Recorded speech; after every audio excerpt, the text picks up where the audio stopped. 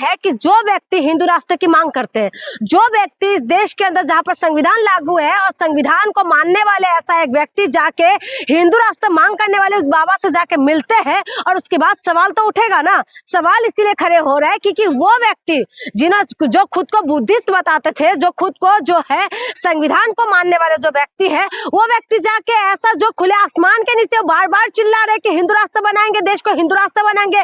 हमारे देश संविधान से चलते हैं और सेकुलर देश है, और इस देश के अंदर अगर हिंदू राष्ट्र की मांग कर रहे हैं तो ये गलत है। और इसीलिए ये सवाल उठता है कि आप वहां पर किस लिए गए हैं और वहां जाके आपने ऐसा क्या हासिल कर लिया जिसकी वजह से आप वहां पहुंचे हैं। बाबा बागेश्वर जो बार बार ये चिल्ला रहे थे कि जात पात को करो विदाई, हिंदू हिंदू भाई भाई, लेकिन जब दलितों के ऊपर अत्याचार होता है, जब आदिवासियों के ऊपर अत्याचार होता है, तब क्यों बाबा बागेश्वर आवाज नहीं निकालते? तो बाबा बागेश्वर देश क्यों बने? आप एक हिंदू हो के हिंदू राष्ट्र क्यों बने? हिंदू राष्ट्र क्यों बनेंगे?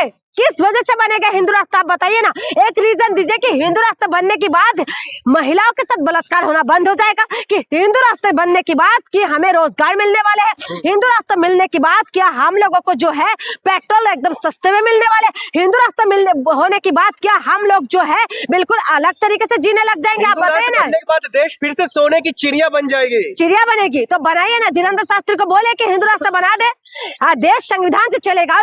देश को संविधान लिखने के लिए, संविधानिक अधिकार देने के लिए, हम लोगों को मान सम्मान देने के लिए बाबा साहब ने जो कुर्बानी दी है, बाबा साहब ने जो देश के लिए जो कुछ करके गए हैं, उसको हम लोग जो है 7 जन्म लेने के बाद भी हम नहीं चुका सकते।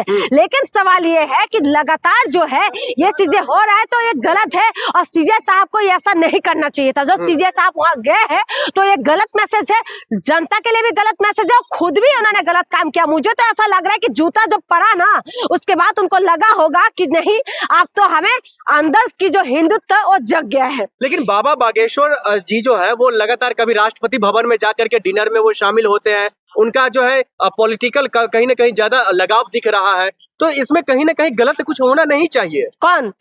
किसके? धीरेन्द्र शास्त्री जी को लेकर आप लोग जो अफवाह उड़ा रही है। एक बात बताए, धीरेन्द्र शास्त्री, आप जो कह रहे हैं अफवाह उड़ा रहे हैं, धीरेन्द्र शास्त्री ऐसा एक व्यक्ति है जो देश के अंदर सिर्फ और सिर्फ नफरत फैलाने का काम करते हैं। धीरेन्द्र शास्त्री ऐसा व्यक्ति है जिन्होंने सिर्फ देश को मेल मिलाप की बात नहीं करते। धीरेन्द्र शास्त्री तब क्यों कुछ नहीं बोलते जब दलितों के ऊपर अत्याचार होते हैं? आज आदिवासी जो महिला है सीता के ऊपर जो लेट रहे हैं, जो सीता आंदोलन करने के लिए मजबूर हो रहा है, आज वो क्यों कुछ नहीं बोलते? आप कहते हैं कि वो पॉलिटिकल एजेंडा है, वो एक विशेष पार्टी के लिए काम करते धीरेन्द्र शास्त्री। लेकिन जुंजी सवाल ये निकल करके आ रहा है, जो इन मामलों को लेकर के जो जितना आप लोग तूल पकड़वा रही है, एक तरफ से जो हिंदू के जो लोग हैं, जो कई सारे संगठन है, वो तो खुश हो रहे हैं जो देश में अब कहीं ना कहीं तमाम चीजें हिंदू राष्ट्र बनने की ओर बढ़ रहा है। चलो, देश को बर्बादी की ओर लेके जा रहे हैं। जो आप कह रहे हैं ना हिंदू राष्ट्र बन रहे हैं, देश को बर्बादी की ओर ये लोग लेके जा रहे हैं। आज की डेट के अंदर ऐसा एक माहौल बना रहे हैं देश के अंदर, सिर्फ हिंदू मुसलमान, हिंदुस्तान पाकिस्तान, मंदिर और मस्जिद, दलित और अपर कास्ट, हाँ यही सब दिखाई दे रहा है देश के अंदर। आप बताइए ना, आप कौन सा अमन और शांति की बात कर रहे हैं? आप जो कह रहे हैं कि हिंदू को जगाने की बात करते हैं, आज देश की जो है CGI चुप हो जाते हैं जब न्याय की बात करना पड़ता है, जब न्याय के ऊपर बात होता है। आपने देखा होगा किस तरह का सवाल खड़ा कर रही है। सुप्रीम कोर्ट का हर बात के ऊपर मैं सवाल नहीं खड़ा कर रही, जिसके ऊपर आप सवाल कर रहे हैं ना, मैं उनकी बात कह रही हूँ। सुप्रीम कोर्ट की तमाम जजों के ऊपर मैं सवाल नहीं खड़ा कर रही हूँ। आप साफ ये कह रहे जो नहीं मिलना चाहिए। क्यों मिलेगा? जो CGI खुद को बुद्धिस्ट बताते थे, जो CGI खुद को जो है संविधान से चलने वाले बताते थे, जो संविधान की रक्षा करने वाला एक बहुत बड़े पद में बैठे हुए CGI साहब, वो वहां गए हैं। जो हिंदू राष्ट्र की मांग कर रहे हैं, तो देश के अंदर जो है बांटे की बात करते हैं, उस व्यक्ति से मिलने का ऐसा क्या मजबूरी था जो CGI साहब वहां जाके पहुंचे हैं? ये कैसा मैसेज देना चाहते हैं? तो इसीलिए मैं कह रही हूँ, देश के अंदर अमन और शांति बने रहने दीजिए। ऐसा एक व्यक्ति जो नफरत फैलाने की बात करते हैं, ऐसा व्यक्ति जो कहते हैं कि गौमूत्र पीने से कैंसर ठीक हो जाते हैं, वो व्यक्ति आज कैंसर हॉस्पिटल बनाने की बात करते हैं। जब हॉस्पिटल की बात करते हैं तो आप तो कह रहे हैं गौमूत्र पीने के बाद आपका कैंसर का रोग ठीक हो जाता है।